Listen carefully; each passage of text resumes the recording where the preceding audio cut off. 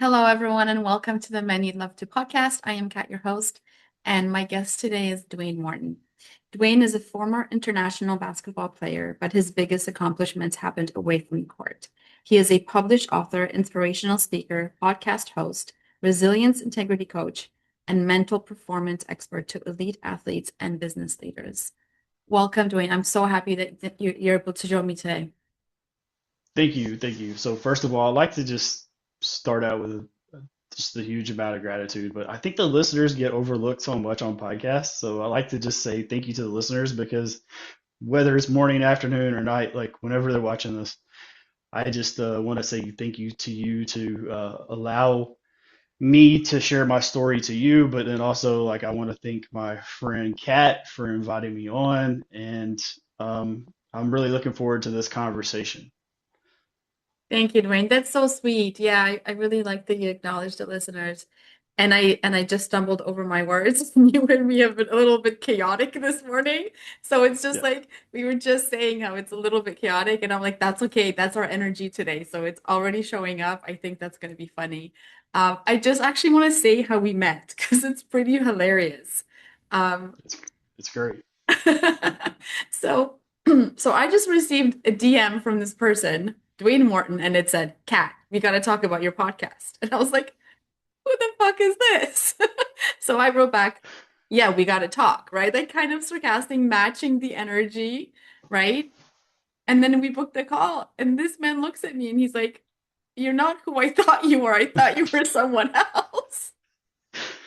Yeah, so I have a friend Kat who lives in the Pacific Northwest, and I thought that was her, and I was like, we had actually taken a course together, and so I thought that was you, and I was like, oh, she's into podcasting now, so that's why I was like, I sent them a message just thinking it was her that Yeah. she would remember me, and then it was like, so it's just funny, and when we met and it wasn't her, I was like, okay.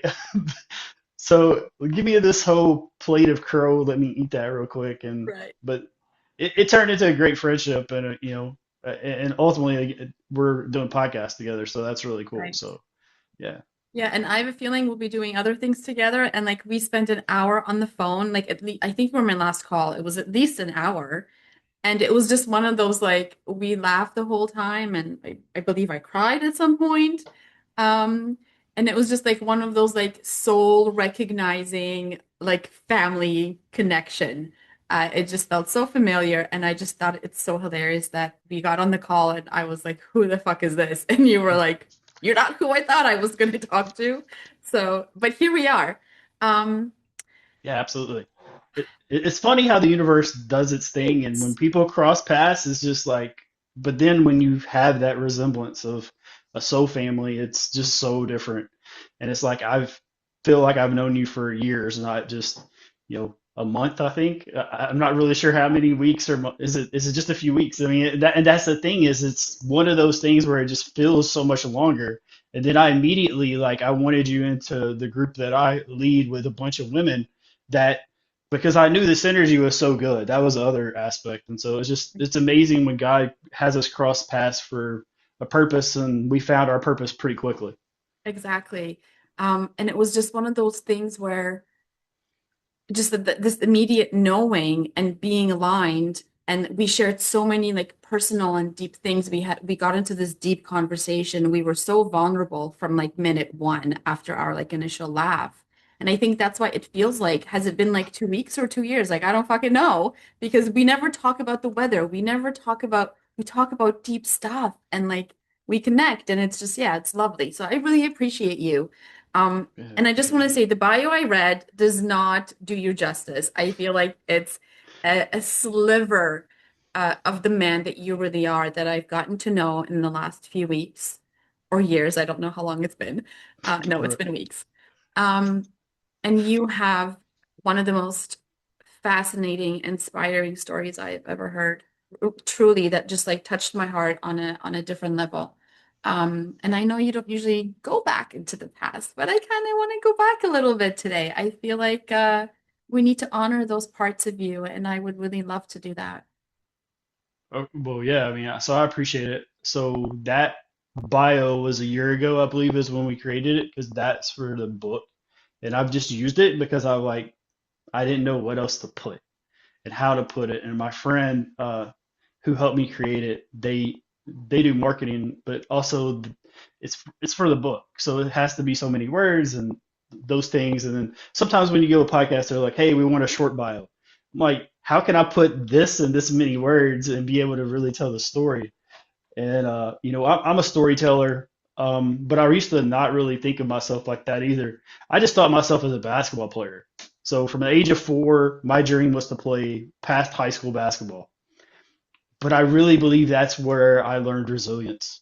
And that's really where the first signs of resilience really can show up. I can look back and take those lessons, and then I'm able to facilitate them to people now. But I was told I was a speaker at the age of 20, and I was just like, no, I'm a basketball player. I'm like, because I had worked so hard to get to that level. That's the other thing. People just don't realize how many 4 o'clock mornings that was, and how much time consumed, and how many hours were actually put into it. But also, um, with basketball, it was just my first love, like true love. And so for me is to tell that story is I don't even feel like I belonged at that time. Like I still look back and I still like to be a part of a team, you get chosen, but sometimes to be chosen doesn't mean you get to be the star. And that's the other aspect when I talk about my basketball part, I talk about not being a star, but you're still a part of that team, you're still part of the practice squad, that type of stuff. And but what I realized was I held myself back. I didn't have confidence. I didn't There was some things with that aspect. And so one day I taught myself visualization, and that's where kind of the sports psychology part of it kicked in. And then I started catching up to the other players. And then I got this invite. I went overseas.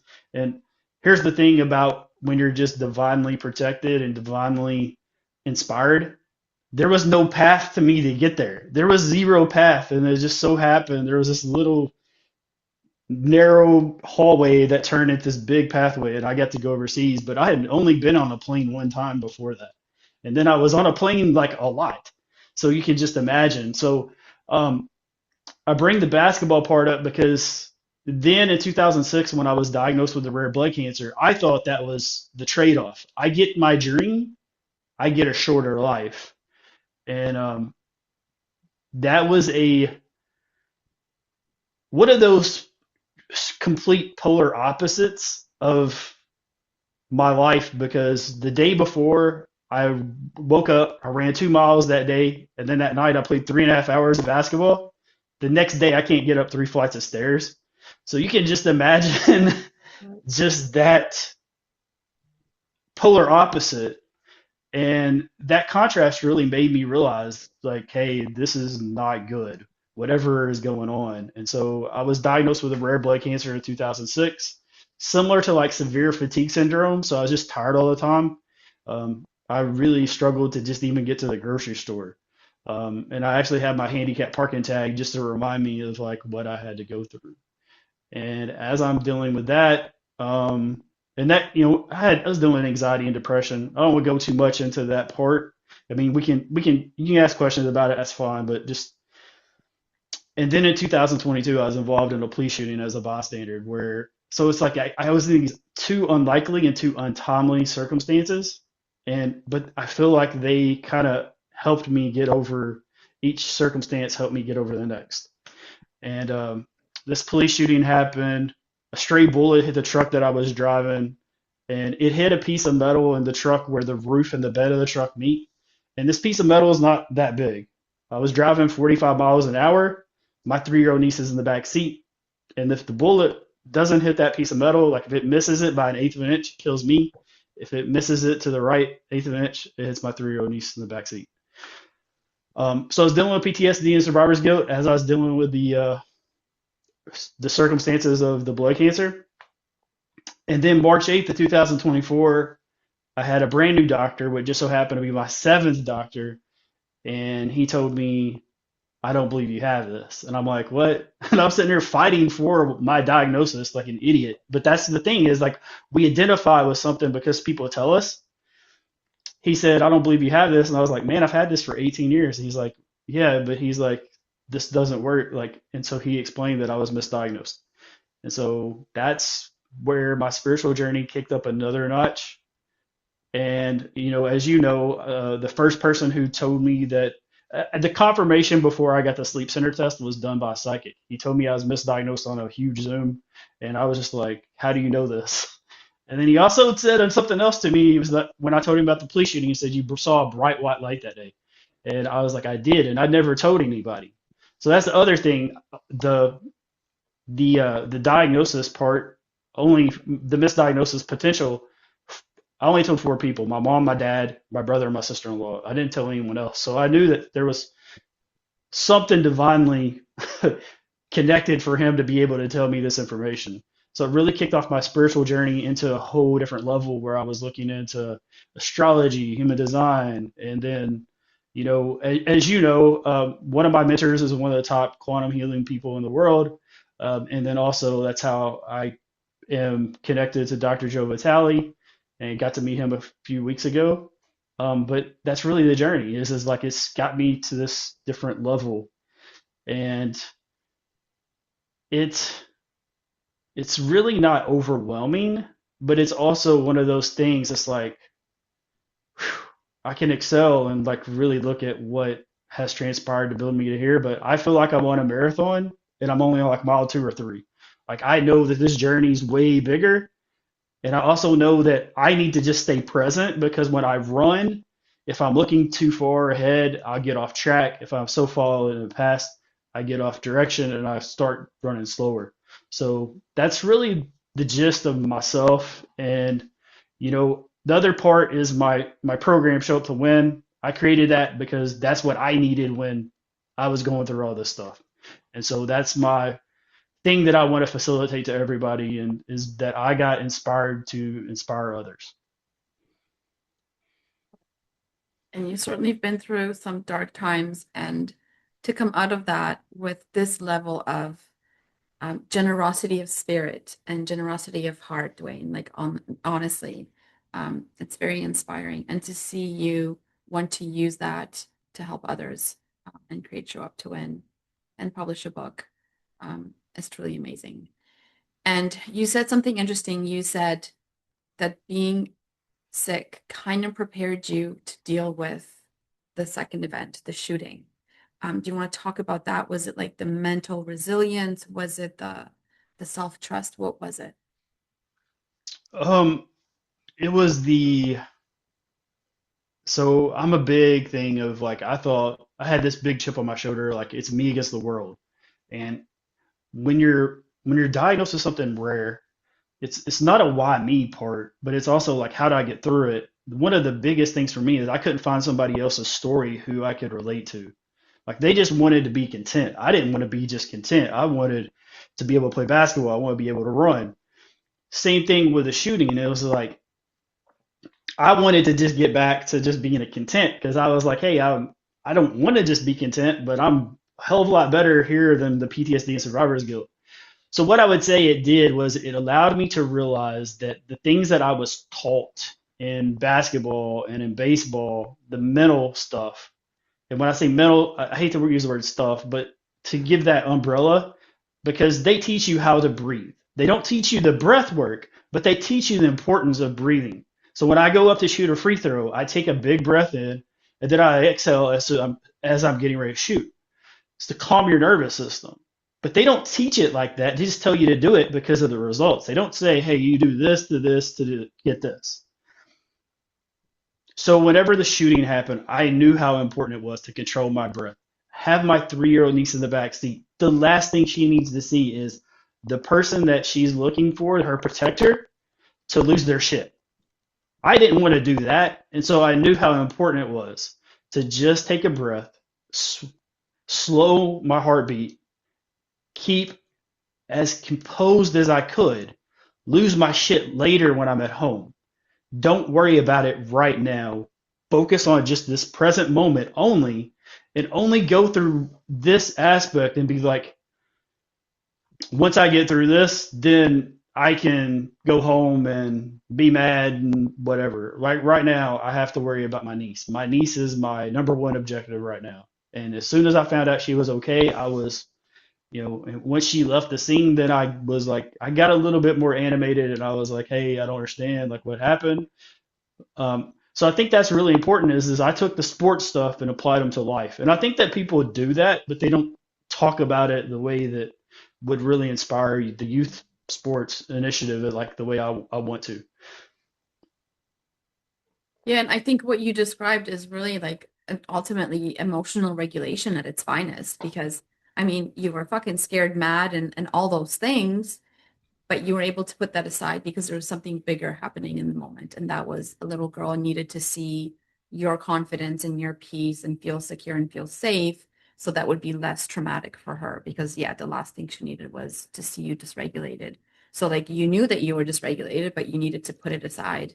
And playing sports, I mean, when you mentioned waking up at 4 a.m., I think it taught you how to put some of your own shit aside, the girls, the drama in school, the like what everyone else was going through, and just to focus and priorities and sacrifice sometimes. Yeah, Let go of those taught me how little to things for compart. this greater vision, right? Which you've always had since you were a kid. Yeah, so it taught me how to compartmentalize.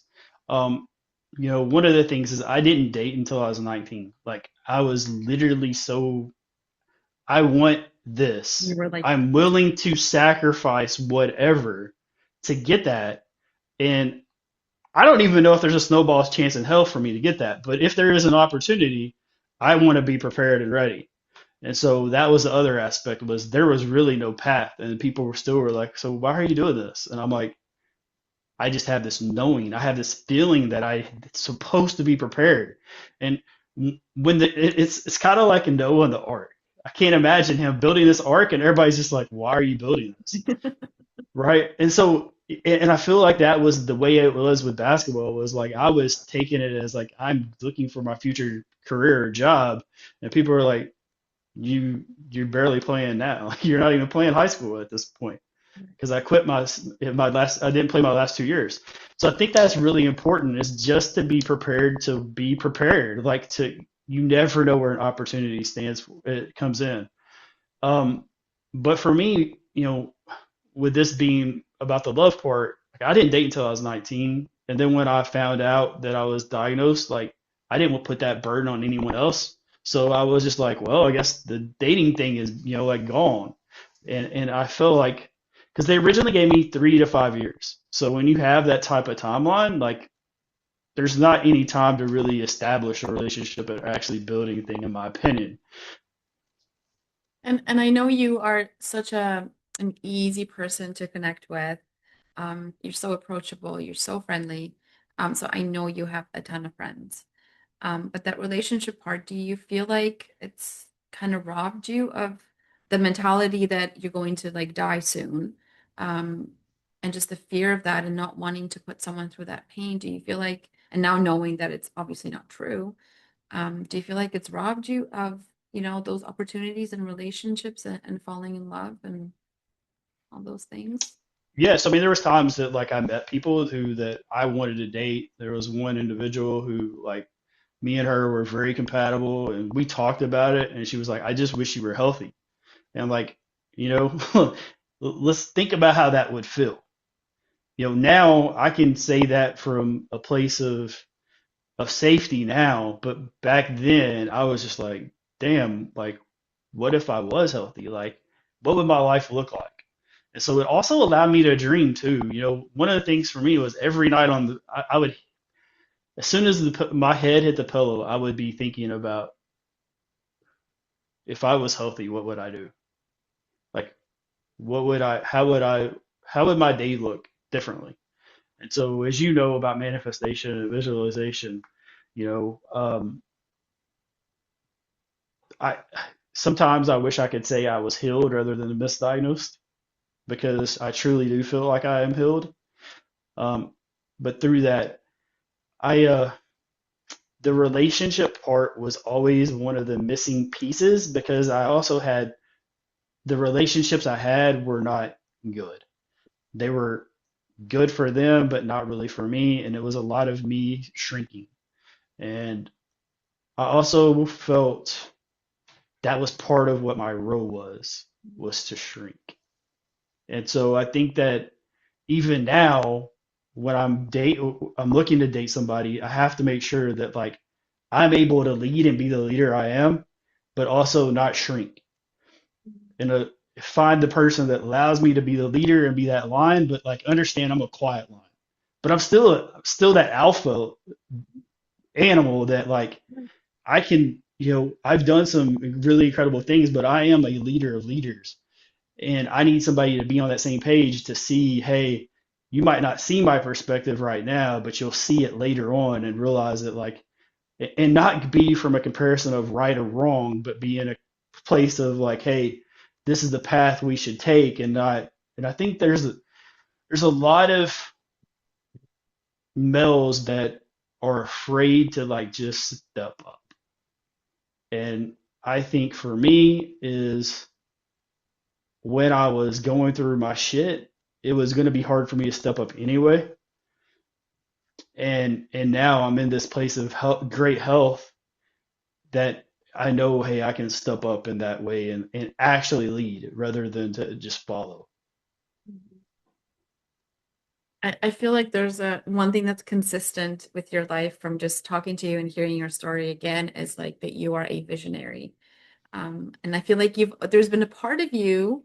So this is like the duality. I feel like there's been a part of you that's always known that you were meant for greatness, like Yeah. always from a very young So age.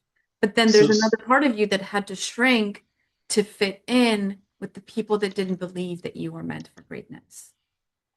no, and I think that's also the resistance to make the sword that like I like to use it as a sword. I like to say I Okay. had my sword and my armor, but I couldn't just have a regular sword. Like I can't just go have just a regular sword. Like if I'm going to go fight the greatest dragon in the world, I need Excalibur. So I need more time in the forge, which I believe that solitude was the diagnosis. I was by myself probably 95% of the time. And if you watch the movie The Hurricane with Denzel Washington, he talks about in this scene where he's so to let people know he was in prison for something that he didn't commit. It was later um, released 16 years later. But there's a scene in the prison where he talks about how he was only going to control the things he can control, and he said, I'm not in this prison as a prisoner. I'm here wrongfully. So when in the daytime I sleep, at nighttime I'm awake. And at that time I didn't do that because of this movie. I didn't think, but I subconsciously was doing it in my head. Like I was doing that. Like, and people were like, "Why do you do this?" And I was like, "Look, I don't want you to have to see the pain that I'm going through." So I would do I would do the opposite that they did. And so a lot of people didn't understand that, but now it makes a hell of a lot more sense because I really felt like um, at first when I was diagnosed, I didn't believe I had it at first. Like I was like, it's got to be something simple. Change my diet, change this, and I did. I did everything for 2 years that way. But then people were like, you got to be content. If you're not content, this is going to be like hell. And so I started becoming more and more content. But what people don't understand is when you become more content, that's actually a bigger hell because that means that you're giving in and you're giving up your power. And so, but that's what they want. That's what they teach, right? So it's counter to what would help someone, but they don't teach that. They teach you to just be content. So that was the other aspect. So I feel like I was just in that forge for a long time because um, maybe the world wasn't ready for me at that time. Maybe I wasn't ready for the world. Who knows? It doesn't really matter. I'm here now and I'm willing to, I like to say, I'm willing to do the things that other people are unwilling to do. Wow. I think you're right. I think you were a little bit too early and you had to simmer a little bit, you know? You had to wait for everyone to catch up. But do you know how much aligned we are with the Rubin Hurricane Carter story? I met him. His story of resilience is has been I read his book like, oh my God, decades ago, right? Because he was saved out of prison by these Canadian lawyers from Toronto, right? These bunch of kids that were in law school. So when the book came out, and obviously it hit story, like huge story, like huge movie, whatever, Denzel plays him. And years later, so I read the book, went to see the movie, and we all thought we saw him in the movie theater because he lives in Toronto, and I went all the way to Toronto to watch this movie. Years later, he's doing like a public speak at an elementary school somewhere. And I was like 3 rows. And then he met people and shook hands and signed books. But I got to hear him tell his story with his own words. And to me, he is one of the most brilliant, resilient men that ever lived. That I got to hear, like, I got to hear it out of his mouth. And it was a highlight of my life. So I think it's just funny that you mentioned that, because he was like, yeah, like, you can keep me in prison here, but I will not be in prison here. Right? Like, it's next level shit. So, Yes. So to tell you a little bit more about that movie, I was resistant to watch that movie okay. because it's one of my favorite movies. I watched it a ton, but I didn't watch it while I was diagnosed. Like, so I just quit watching it. I literally watched it. I think it was 2 days before my anniversary of finding out I was misdiagnosed. And honestly, the first time I sobbed was watching that movie, and I was taking notes from the movie to help me write my book, to my next book.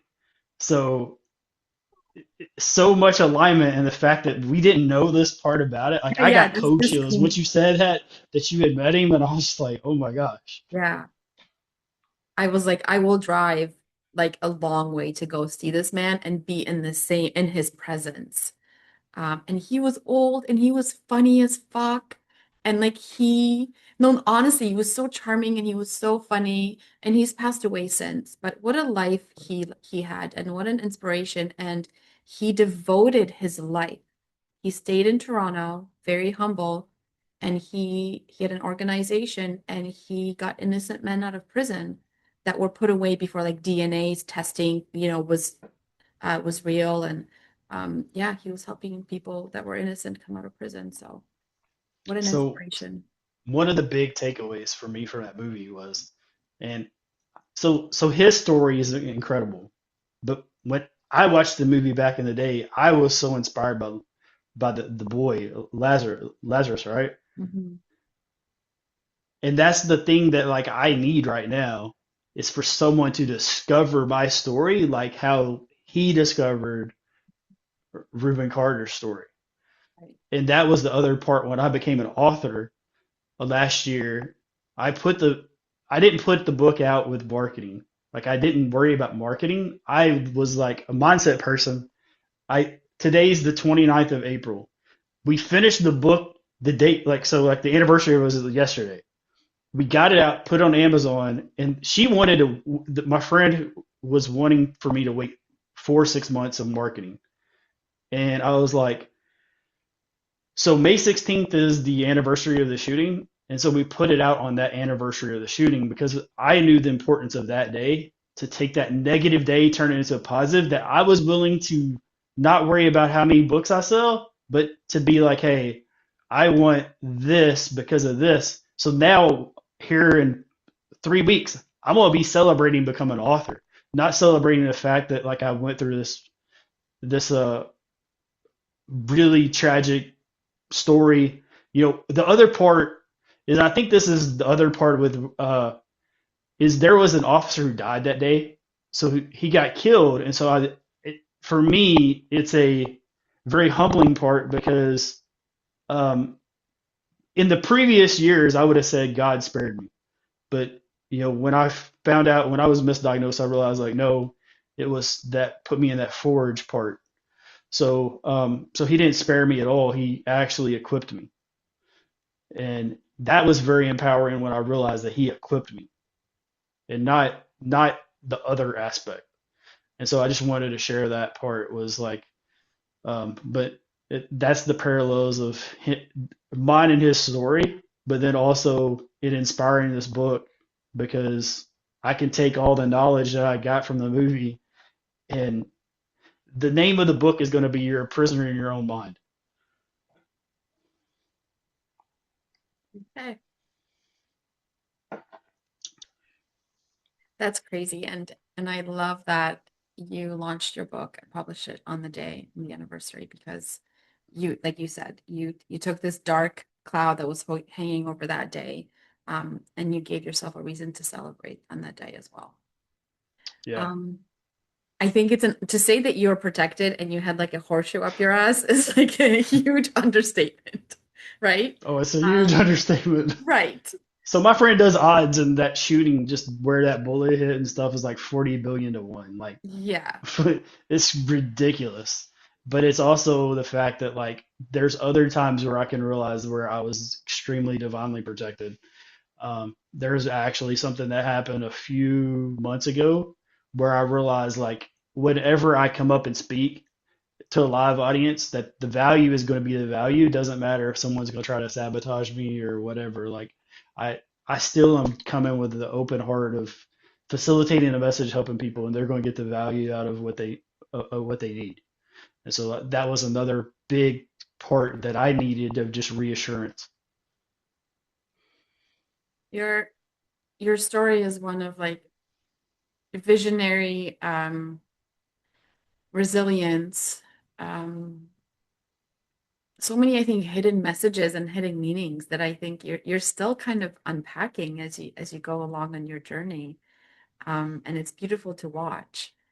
Um, if you had one thing to say to someone that is in the storm of it all, just like you were when you were diagnosed, or just like you were after the shooting, what is the one thing that you got to focus on? What's the one thing you did? What's the one thought that kept you going? What's something that you could share with? Yeah, so what I would say is I believe in a concept called movement, and it's just left foot, right foot. And the concept came from like whenever you pick up something heavy, if you're looking at the task and you're like, I got to move this all the way across to the house, side of the house, and you're like, oh, this is going to be so heavy. But if you grab something heavy and you just focus on left foot, right foot, and just little small consistent steps, you'll get there quicker and faster. So that's what I would tell them. And Kat, you know me, like I am a believer of the present. Like that's the reason why what show up to win is. I know people think it's something it's not, but winning to me is winning the day. So show up to win is showing up not just in attendance, it's actually showing up with intention and showing up in presence. And showing up in presence is just focusing on the power of now, the now.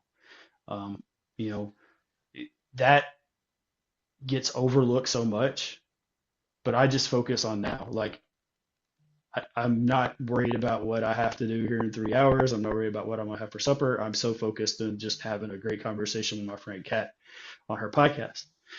Anything else is just irrelevant. And so that's what I would tell them is just focus on what's going on now and focus on doing one task and celebrate the hell out of it. So when I was in bed, I would just look at one thing and whether that's to get out of the bed and go to the refrigerator and get a glass of OJ. So find one thing that allows you to move, but also allows you to move and you be able to celebrate. But hold on to that fact. That's what I would do is like, if it's someone who's trying to write a book, write a line in the book. That line will end up being a chapter later on in a week. But you have to build those steps. Like nothing is built off of just here to this jump to the trampoline, and it just doesn't happen. There has to be something to get that force to react. And I think that's the other part. That's I talk about it a little bit in the book, but really the title is about it. It's the bounce back blueprint. It's about being present. Thank you for saying that. And my next question was going to be like, what does gratitude mean to you? But you just covered that because that's presence and gratitude are the two big words that I wrote down in my notes when I was talking to you. And I can vouch for the fact that yes, like we got on the call and it was chaos for the first 3 minutes, but you are so present, and I can truly feel that. Every time that we interact, and I've seen you in group calls, and it's the same thing, you have just this energy of presence. And I really appreciate that about you because it creates a lot of room for safety, and it leaves a lot of room for things to just open up, and conversations and people. So I appreciate that about you. Yeah, And I also feel like gratitude is one of the other things I really, really noticed and valued about you is that no matter what life is throwing at you, you have found things to be grateful for. And I'm the same way. Like I'll crash my car or whatever, and I'll be like, but at least, this didn't break. Or like I'll find yeah. the one thing that that I can still celebrate. So So one of the things that I can give the audience, if you go to showuptowin.com with the number two, there's a PDF that you can get, and it's called Dwayne's Daily Plan of Attack. So the four concepts is gratitude is first, self-care is two, three is movement, fourth is adaptability. Most people do not have all four. Like all four is usually something that you have to master to get to. Usually they have three, but the ones that are like kind of in their sinking mode usually only have two, and some of them only have one. But gratitude is the way I start out my day. I'm so thankful to have that day because guess what? So many people do not get that day. So that's the first step of the day is just being like, thank you, God, for giving me this day. Thank you, universe. Um, I get into the gratitude space when I'm driving in a car or whatever. I talk about, I would say, thank you for the air. Thank you for the air I breathe. Thank you for my heartbeat. Like the things that most people look over is the first things that I talk about. Because the last thing I want to do is take something like that for granted because that's really the true essence of life is air and us being able to have a heartbeat. But most people would look over it and be like, I'm so thankful for my mom, my dad, my sister, my brother, my partner, all that type of stuff. But really, it's even more simple than that. And so whenever I coach people, I tell them to look for the gratitude of just the sun, the trees. I let them go and I say, you probably heard write three things you're grateful for. I was like, you're gonna be so tired of saying what you're grateful for the very first few days, and then you're gonna realize what it does to your heart, and it opens up your mind to a whole different level of taking of things that you've taken for granted. You know, the other day someone cut me off, and I was like, I give myself about 15 seconds to like be in that moment. And I wasn't even in it for 15 seconds. And I yeah. was like, that's okay. Not even worried about it. I'm not even hurried. And then I realized that there was a car accident that happened like later on that that them cutting me off stopped me from being even near it. I didn't have to witness it. That's the other thing is like I didn't have to witness it. When you're dealing with trauma, the last thing you want to see is other people's trauma. And so I was like, oh, thank you for, cutting me off and not allowing me to see that because so that's another just aspect of it is where we can just take a deep breath, exhale, everything's going to be all right. There was never been a thing there's so many things that when I was growing up, I would be like, oh, if I can just get through this, I'll be okay. Right. Like I remember my first like oral report I had to make and stand up in class and be nervous and the paper's shaking and all that stuff. And if you had told that little boy right now that like he's spoken in front of thousands of people, he'd be like, "What? Like this? I couldn't get through a class oral report." But that's the thing. We were scared and we were like, "There's no way I'll get through it." But everything that we felt like we couldn't get through, we've went through. And so that's the way I look at it. Is like, you know, the plane ride, when I first plane ride, oh, just get me through this. And then now I can enjoy riding, getting in a plane. But it's that resistance part that we have to go through to get to that where we really understand and be comfortable. Yeah, I love thinking back about the things that we used to worry about when we were kids. And I'm so not surprised that you and me are becoming friends because when you were talking about the gratitude, I'm like, I literally like will turn off my alarm and one of the first thoughts I have is like, thank you. Thank you for another day. And I don't think I've had like a shower in like the last maybe, I don't know, 6, 7 years where my first thought when I turn on the water and it hits me isn't like, thank you for this water. Like, thank you for the ability to have this warm water and be clean and, enjoy this feeling. And it automatically shifts your brain waves. Like the shower, first of all, showers shift your brain waves. And second, gratitude shifts your brain waves instantly. And there's like an energetic response in your whole body. Um, and and it's not about, there's a lot of talk about spiritual bypassing and people that are like, what is it called? Toxic positivity, where they're always grateful, they're always happy, everything's always great. We're not like that. Like we can get pissed off, right? But we still we know that we need to shift the focus, and we still allow ourselves to be human and have all the feelings, and everything, because that's real and it needs to a place to be. But then we know when it's time to shift into gratitude and to shift into seeing something positive and seeing a gift and seeing a lesson. Because I think that's what life is just beautiful lessons. They're all lessons that are being written into our book, but also the power of the lesson is usually those lessons are used for later on in the book. Right. And somehow I think, whatever I'm learning now, I will need to take with me for where I'm going. And I don't know where I'm going. And I don't know who is going to need to hear this lesson for me. Maybe sometimes the lesson isn't even for me. Maybe it's for my children to watch me go through something with grace and strength and resilience. Maybe that's what's going to teach them, or humor. Maybe it's a lesson that we can offer to someone else at some point down the line. It's So for all me it's being a all so unknown. so for me being a mindset guy, I've got to tell you this. So instead of saying I don't know, say I'm curious. Like Hmm. I'm learning. Like there's so much power because when you say I don't know, then you're like I'm clueless. I'm just out here in this ocean of like I don't know Not how to knowing. swim. Like Yes. right of knowing like Yeah. I'm not capable of swimming. I'm not capable of this.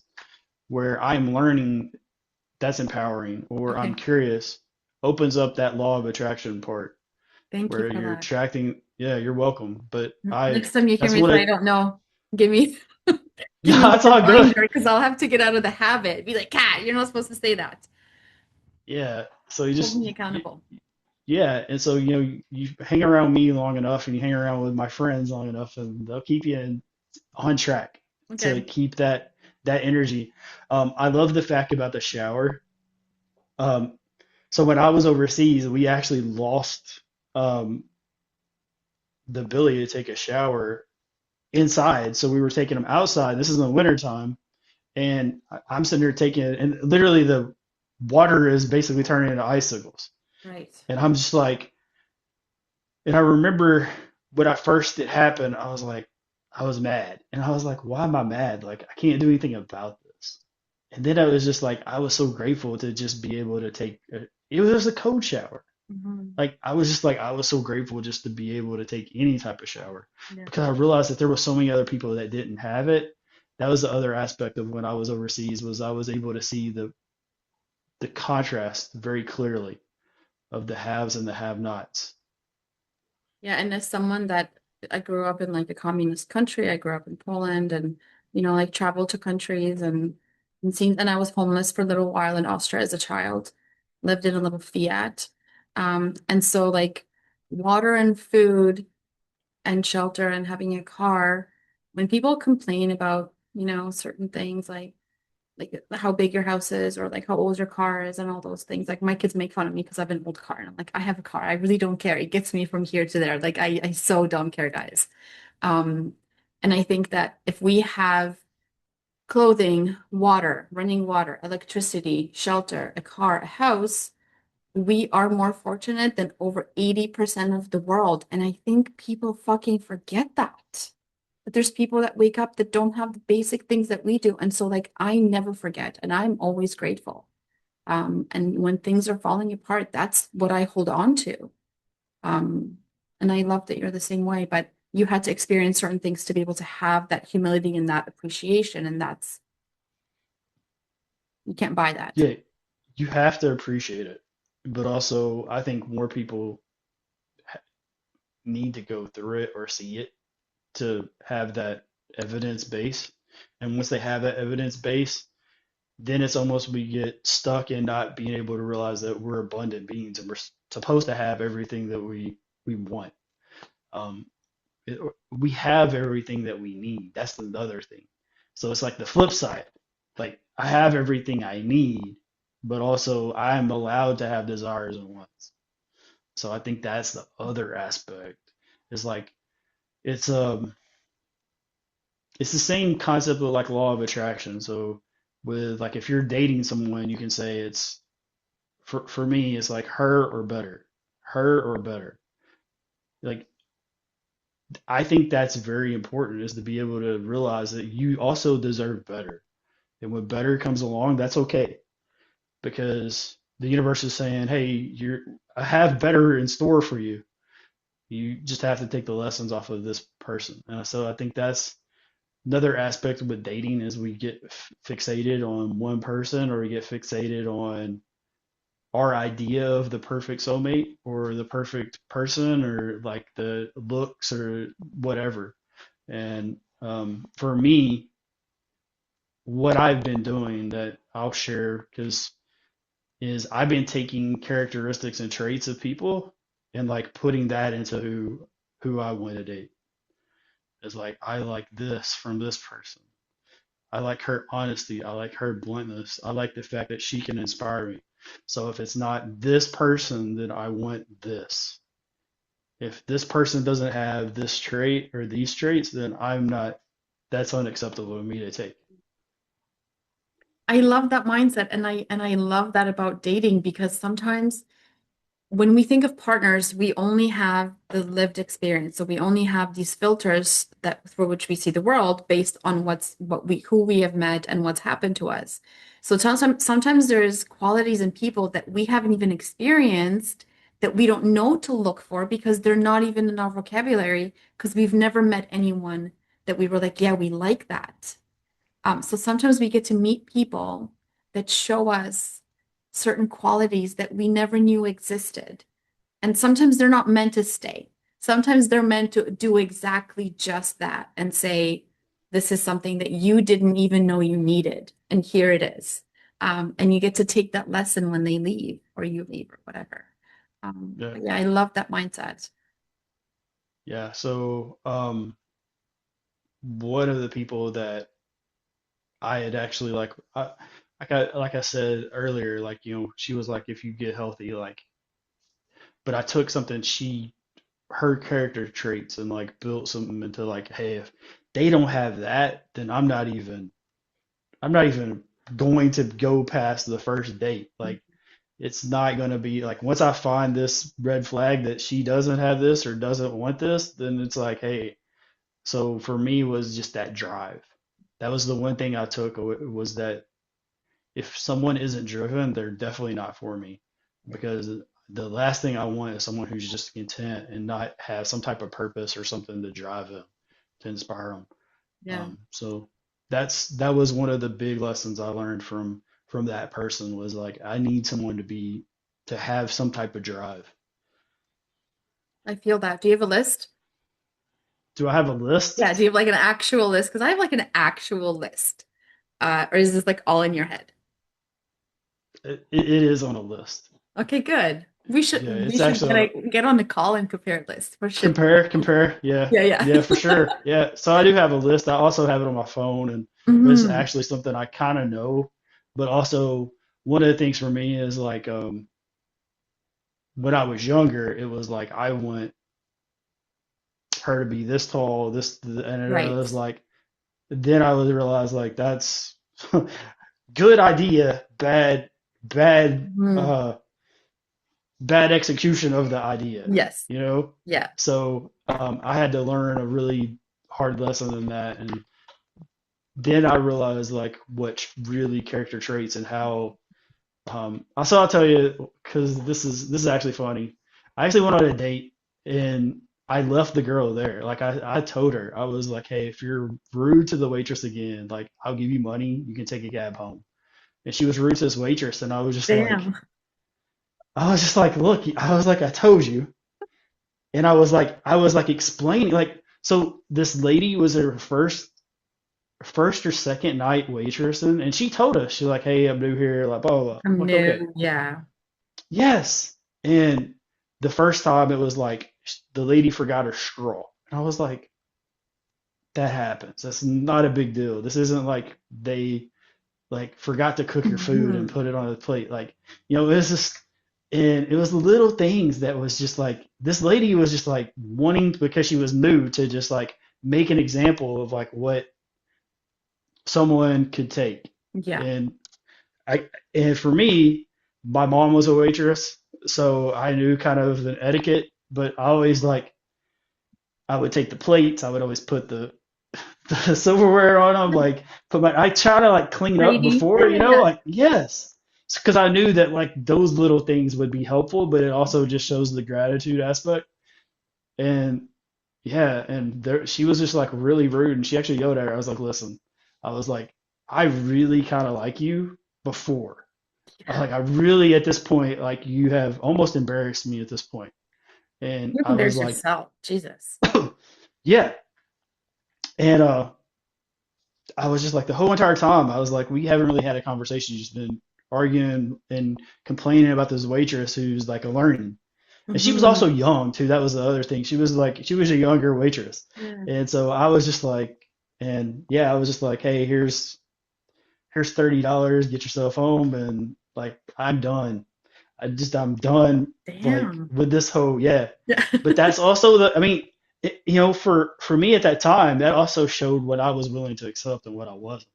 No, but like honestly, you put up, listen, it's not like you were like an asshole and you just left. You were like, listen, you put up a boundary and you said, if you do this, I will leave. Like, you didn't tell her what to do because you can't tell someone what to do. You're like, I don't like this. If you do this in my presence, I will leave. And she did. She called your bluff and you fucking left. And you know what?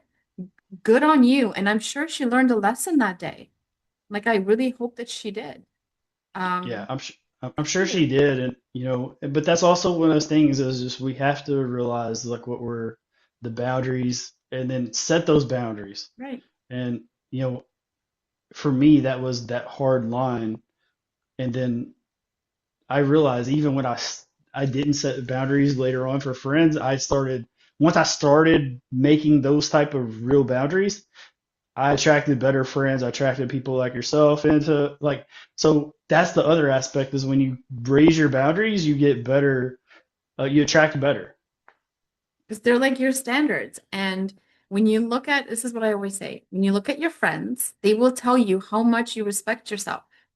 Your friends and the people in your life are a reflection of what you think about yourself. Um, and just to go back, your list, my list is also just only characteristics, like character, strengths. There is nothing about status, there's nothing about job, there's nothing about money, there's nothing about looks, there's nothing about age or race or religion, anything. It's literally just character, strengths. Yeah. So So that's awesome that we're so aligned in so I many know we things. should But not honestly, like I've never let anyone read my list. I think it would be hilarious for us to yeah, like just unpack our list together and be yeah, like, that'd be fun. yeah, that would be fun. Listen, can you tell people I love this conversation? It's like this is just like two friends having a chat. This is what it feels like to me. Can you tell people how to find you and how to find your book?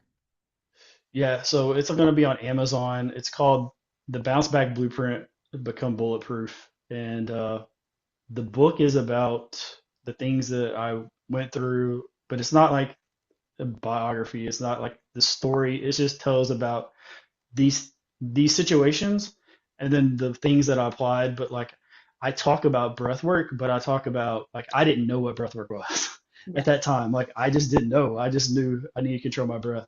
Um, my website is show up to win with a number two. That's where you can get the PDF.